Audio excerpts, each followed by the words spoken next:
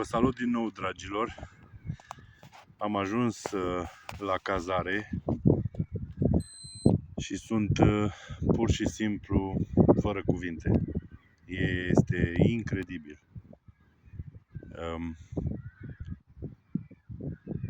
Deci nu mai am ce să spun. Foarte frumos.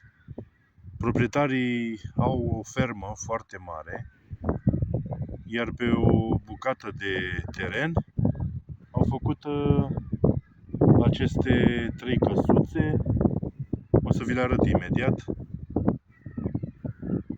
Și bineînțeles, ei stau undeva în partea stângă, noi suntem undeva în partea dreaptă, dar terenul este pe o suprafață foarte mare. Ce să mai... Nu mă mai lungesc prea mult cuvintele, vreau să vă arăt și vouă. O să fac video începând de la parcare până la căsuță, să vă arăt cum este înăuntru. O să întorc camera și să vedeți și voi cât de frumos poate să fie. Da, deci acolo este parcarea. Așa cum v-am zis, nu sunt decât 3 mașini pentru că sunt 3 căsuțe. Da? Fiecare căsuță e bună pentru o singură familie, mai mulți nu poți. Maxim 5 membri. Pentru că mai este la intrare și un holuleț unde este o canapea extensibilă. Cine vrea să doarmă pe canapea, poate să doarmă pe canapea. Căsuța noastră are și paturi suprapuse pentru copii și camera noastră separat. Dar nu mă mai lungesc cuvintele, vă arăt. Acolo e poteca.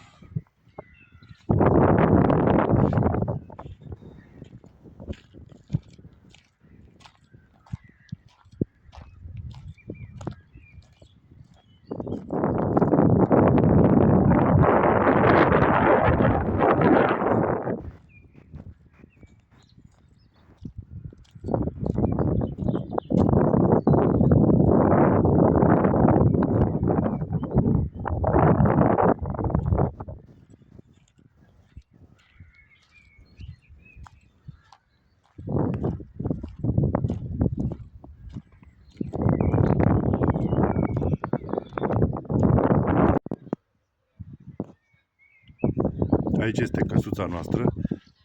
Fiecare dintre cele 3 căsuțe au câte un nume. A noastră este Dexter. Am impresia că proprietarii au fermă de cai.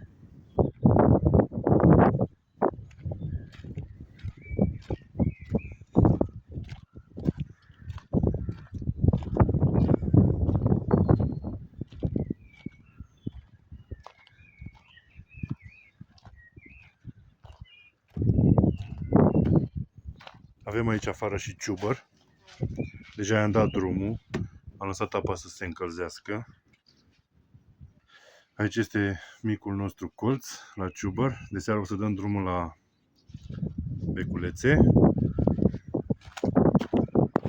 Haideți să vă arăt și înăuntru. Aici o mică terasă. Avem și grătar acolo.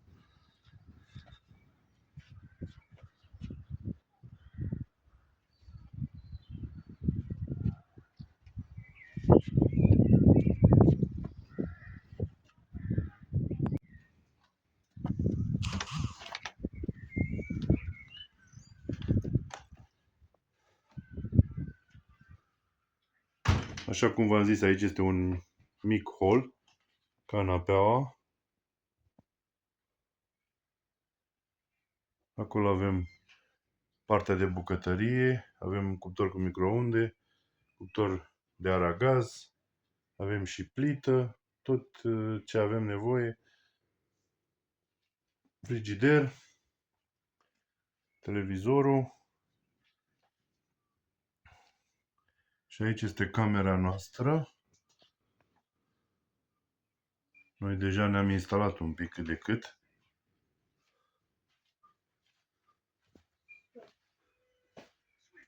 Aici 2 paturi suprapuse.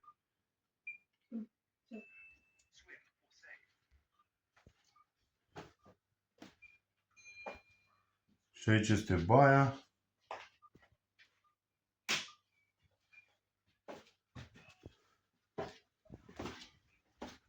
Cabină de duș.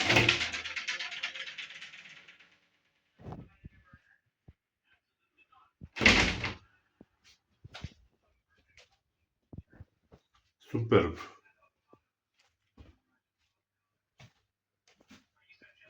Avem tot ce ne trebuie aici.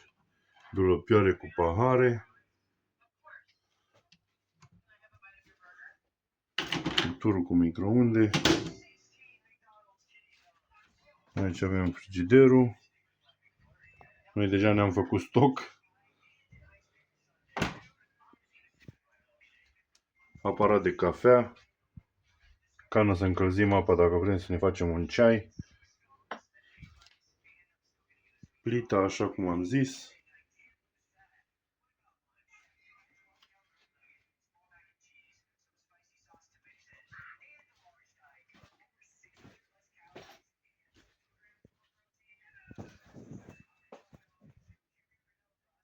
Foarte frumos.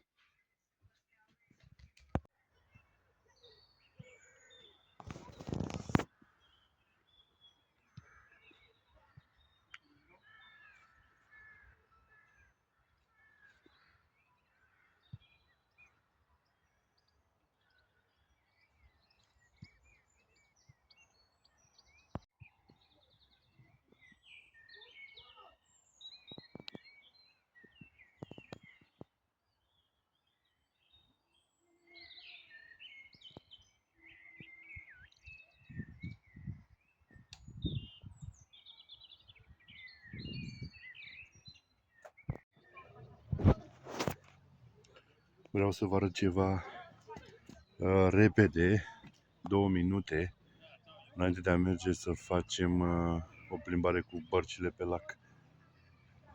Asta e pentru cei nostalgici, cei care își aduc aminte de copilărie, așa cum sunt eu, când făceam baie la gârlă.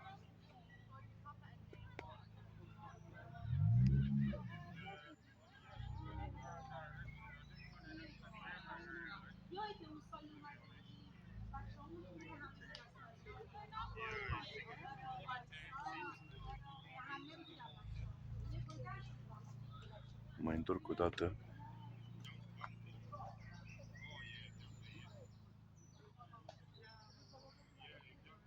Undeva acolo în spate, nu știu dacă se văd, sunt pe lac câteva bărci, câteva caiace.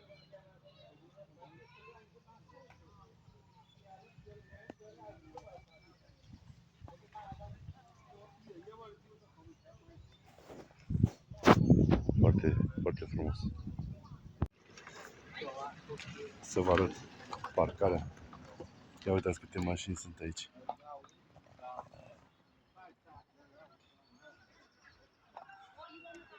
Și parcarea se întinde undeva în partea cealaltă, în spatele meu.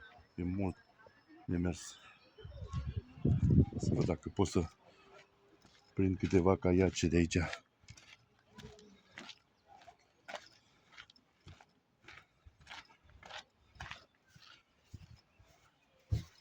Unele persoane sunt puțin sceptice și nu le place să fie filmate. Ia uitați. Aici în video prind doar 2. Undeva în spate acolo sunt mai multe. Și dincolo de acești copaci lumea face camping, corturile de tare. Cine spune că UK-ul nu are wildlife, așa cum e și prin România? Stau în caiace, mănânc o înghețată, se plimbă pe lac, beau un răcoritor ceva. Superb! Am fost acolo undeva jos. Acolo sunt bărcile, se închiriază. Undeva acolo în spate. Uitați câtă lume e. E soare și frumos afară. Din păcate n-am putut să filmez nimic, pentru că a trebuit să văslesc la barcă cu vâsle și trebuia să țin și cârma, dar e foarte frumos. 30 de lire închiriatul bărcii per familie.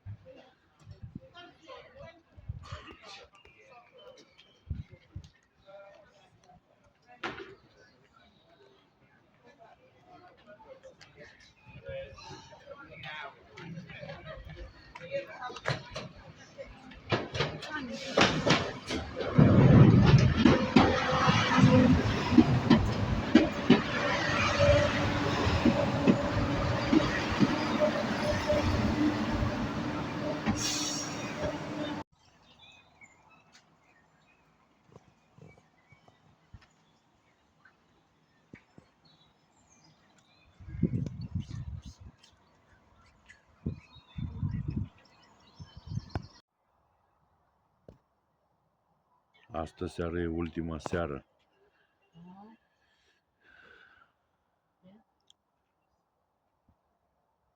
Și vreau să vă arăt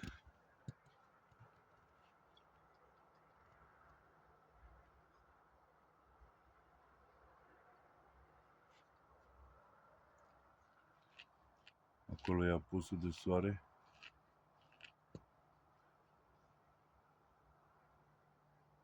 Facem o baie în ciubăr. Auziți? Nu se aude nimic, că e liniște.